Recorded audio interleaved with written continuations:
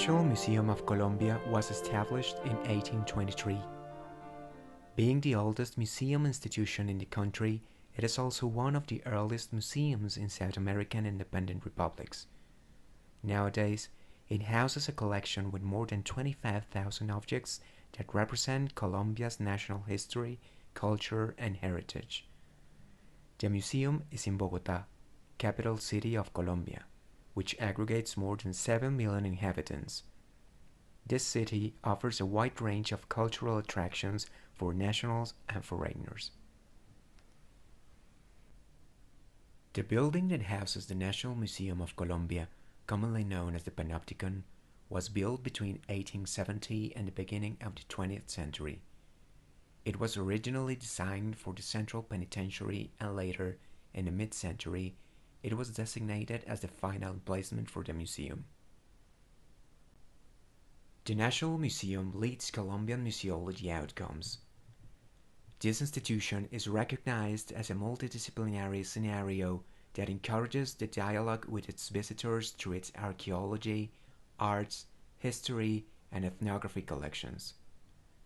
The National Museum features 17 permanent exhibition galleries and a yearly calendar of temporary exhibitions that allows visitors to connect with important national and international displays. Since 1999, the museum has committed itself to renovate the narratives of its permanent exhibition galleries towards more respectful, inclusive, plural and participative discourses according to the cultural diversity expressions of the nation. The dynamic and participative character of the museum's educational practices links the curatorial researching areas with the pedagogical teams in the development of educational contents. A varied academic and musical calendar comprising more than 200 concerts during the year makes the museum a referent among the city's cultural scene. The accomplishment and featuring of virtual 3D tours and online exhibits, as well as video conferences and digital streaming, has led the museum to broad connection with Colombians living all national regions and with international foreign citizens. The National Museum belongs to all Colombian people.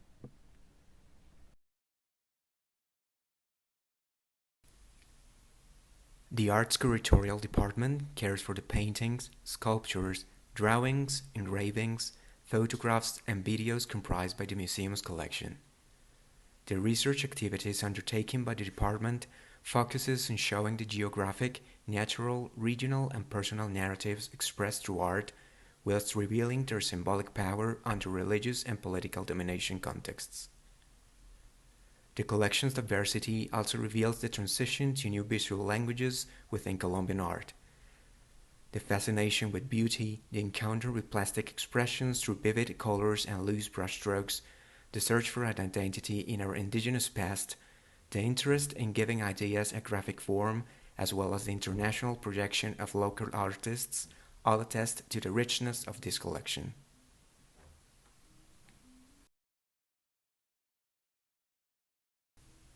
The History Curatorial Department is responsible for the testimonial collections concerning Colombia's political, economic, social, and scientific history. Ranging in date from the 16th century until nowadays, its cataloging areas concern historic documents, scientific elements, testimonial objects, numismatics, and the museum's history section. Curatorial research for these objects emphasizes in identity-building cultural processes, ranging from the Spaniard arrival in America and its colonial hegemony until the independence wars in the early 19th century, including the following republic shaping. Interpreting these collections reveals the emergence of different social actors as part of the prolific history of a pluriethnic and multicultural nation that participates in global narratives since the 16th century and in the complex social and political redefinition of local territories among their public and private spheres.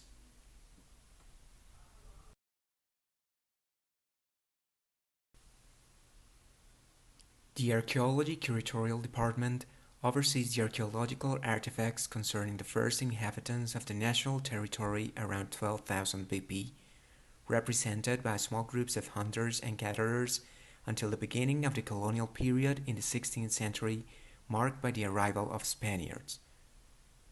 During the first half of the 20th century, the archaeological collections were brought together to reinforce the identity-shaping processes of the nation. At present, they gather representative pieces from the different periods of peopling the country, catalogued into ceramics, lithic, bone, goldsmith and textile objects. They also include pieces dating from nomadic groups to the diverse complex societies that occupy the national landscape. Safeguarding and researching these collections are held by the Colombian Institute of Anthropology and History, ICANN for its acronym in Spanish, and by the National Museum of Colombia.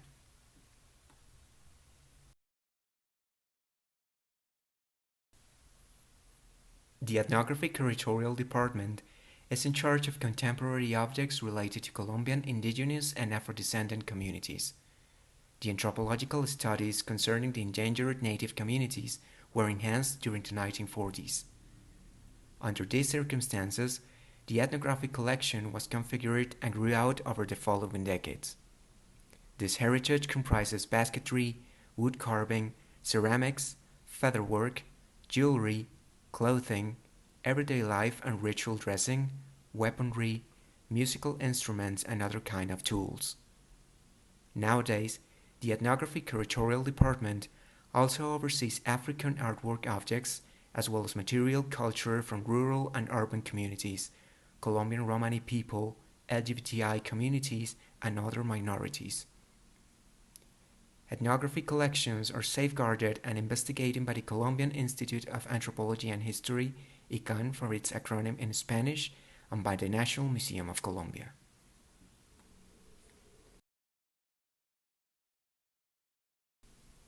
The Education Department devises strategies to enhance sensitive experiences with the public. Contents guidance and intermediation as well as dialogue and interaction scenarios are carried out in the museum and through virtual environments. The Community's Accessibility and Inclusion Program helps forward the involvement of children, seniors, people with disabilities and socially vulnerable population. It develops accessible devices and activities such as Braille and Colombian Sign Language translations, which allows more people to connect autonomously with the museum's contents. It also provides multisensory pedagogical approaches promoting interaction between people with and without disabilities and museum's materiality. The Education Department also leads the Exploring Heritage program, which propels museum activities towards their community. The education team visits various locations in the city and its suburbs to gather people's local stories, promote dialogue with different citizens, and encourage attachment to heritage.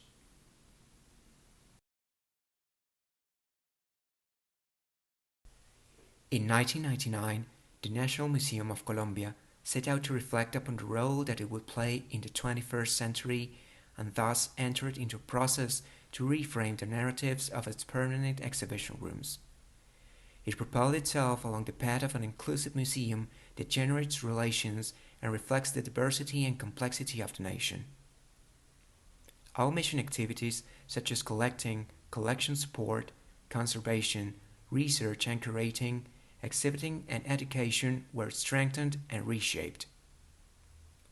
Dialogical connections, approaches among the collections made possible to address transversal themes critical in Colombia's history understanding. Historical contents linked with the present and sometimes research hand in hand with some communities lay the foundation for a current and relevant museum, making it a meeting place to encounter a living heritage.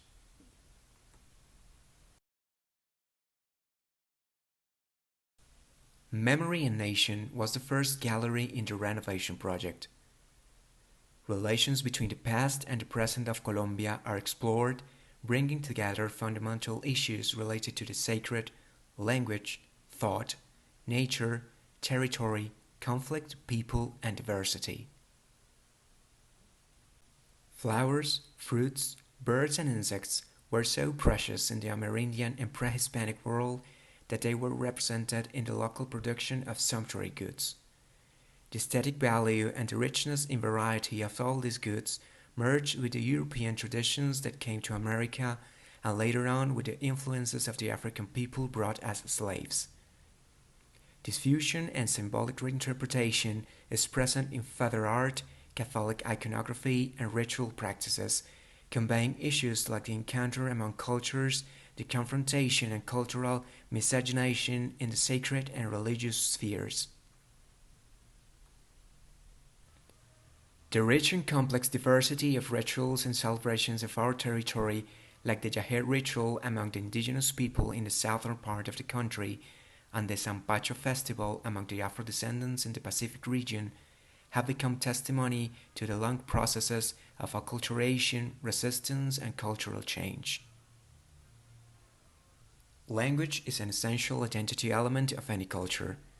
It reflects and synthesizes the way of thinking, the environment, and the relations of a given culture with others.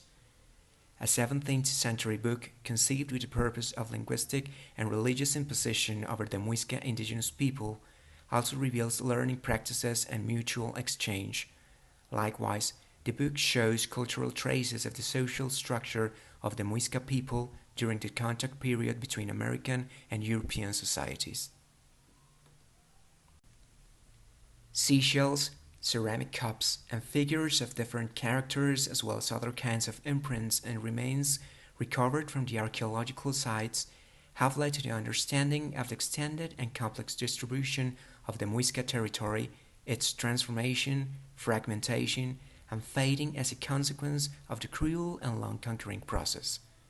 From a contemporary perspective, it is possible today to find traces and remains of the Muisca territory, such as the names of some lakes, hills, villages, and families. The transmission of traditional knowledge from orality is typical of ancestral indigenous thinking. Among various Amazonian cultures, wise elders sit on their benches from where they think about the world, helped by the effect of sacred tobacco and coca leaves, as they are essential mediators to access the proper words and the path to the mythical universe. This knowledge is shared with the young ones who listen and learn. The latter contrasts with the written word of leaflets and skits and with those collective environments of oral discussion where different discourses build public opinion and the political subject. The printing press of the 18th century calls forth the conjunction of these places of debate and ways of transmission. Nature is seen, represented, named, and conceived culturally and socially in multiple ways. Ancestral mythical knowledge upholds with the coexistence of the inhabitants of the Amazon, human beings, fauna, and flora, contrasts with the different forms of rational analysis that classify and describe nature in a fragmentary way. This space presents the abundance tree by the indigenous painter Abel Rodriguez, showing a natural universe where people of different ethnic groups, fauna and flora occupy a special place and are closely related. Likewise, the lectern used during the Royal Botanical Expedition calls forth other ways of understanding the natural world in hierarchized and organized codes by the naturalists of the 18th century as they turned their environment into their object of study. The Amazon region within the borders of Colombia, Venezuela, and Brazil is characterized by the presence of large rivers, their tributaries, and tropical forests. Maps and cartography of this tri-border region, built during almost 200 years of history and marked by conflicts and special interests, show some ways in which this region has been identified, named, and labeled. Those maps have changed with time and tell stories about different realities. Land, power, wealth, and ideologies have historically led to countless conflicts and wars in Colombia. This set of pieces evokes, from the memory of experience, several political, socio-economic, and cultural ruptures affecting the country. They speak about the quotidian in war, their multiple scenarios, and evoke the feeling of war, suffering, pain, death, uprooting, displacement, and desolation. They speak about the memories of the fighter, the victim, and the everyday life of Colombians. During the 20th century, Colombian society substantially transformed its way of life. This group of images reveals a country full of contrasts and complexities, beyond its geographic and cultural particularities. The faces of its people, their everyday environments, and their work express the differences of character and ways of life in each region. Regardless of its fragmentation and adversity, the nation celebrates, commemorates, works, lives, and creates. The nation is its people. To rethink the cultural, social, and political diversity of the country is a chance to look at who has been represented and how has been shown. It is an invitation to listen to the voice that represents them and weigh up the exclusions and silences. This group of images on the wall of diversity sheds light on a social fabric and the natural environments where it inhabits. It includes multiple actors, participants in the nation-building process: women, children, families, workers, combatants, artisans, fishermen, writers, farmers, miners. It incorporates experiential landscapes and transformed landscapes. It conveys to the wealth and natural of human diversity of the nation.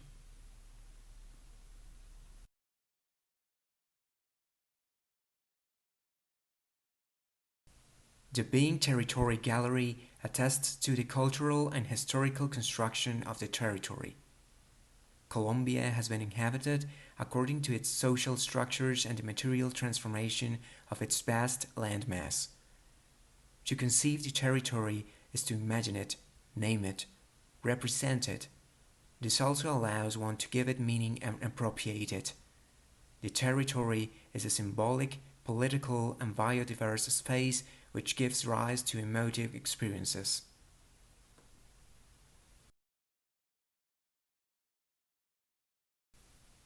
The Land as Resource Gallery presents different ways in which humans have related to nature and the nation's diverse geography and ecosystems. The exhibit shows some examples related to the labor, use, transformation and production of goods through agriculture and ranching, small and large-scale industry, and exploitation of minerals and energy. It exposes the social inequalities emerged from raw material exploiting as a main source of wealth. The gallery features issues related to the nation and its cultural complexity concerning nature and an ethical commitment to responsible and sustainable use of resources.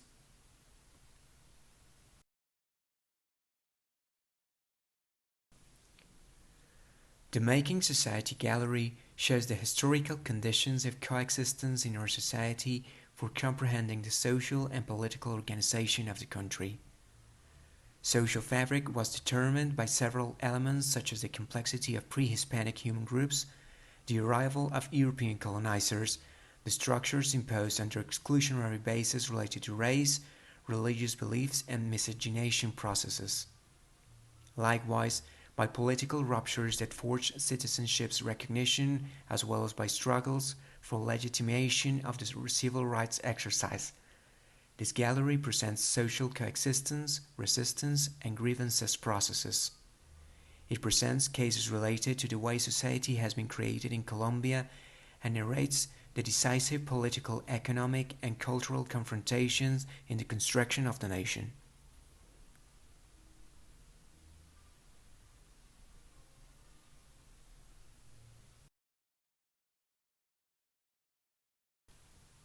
The Unforgotten Time Gallery enables interactive exchanges between the pre-Hispanic world and the contemporary society. Typical social behavior since immemorial time is depicted in this exhibition: producing food, inhabiting a home and a territory, developing trade, exchanging things, imagining and representing the body, exercising power and fighting for it, and celebrating festivals and rituals honoring life and death are actions carried out through different places and times. Ancient settlers' behaviors are similar to those of nowadays people, even though they are practiced through different cultural and technological manifestations. In this room, the past speaks with the present and inquires about the future.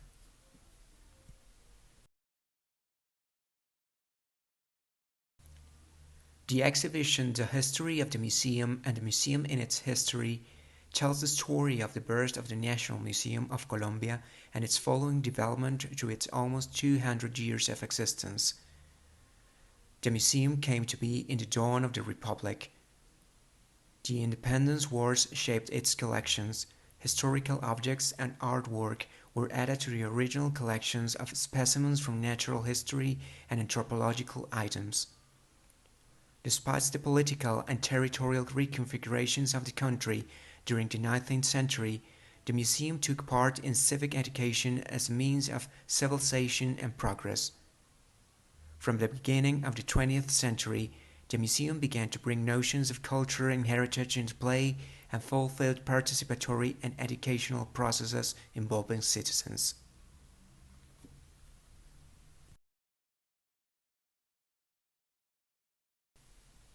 The panoptic look at art gallery draws upon the architectural space of the Rotunda, located on the third floor of the building. It allows a 360-degree view, enhancing the connections between the paintings.